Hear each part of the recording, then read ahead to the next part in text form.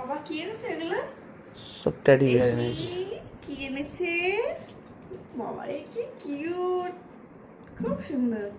নেহা টেনটারান। না না না না না দেখি দেখি দেখি, কি বাপরে নেহা, কি বাবারে কি কিউট না মা।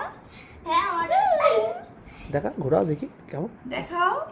এরম সেম আমার ক্যাপ আছে, একটা টি-শার্ট আছে। এরম সেম বিল্লি এই বাবা ঘন্টি তো।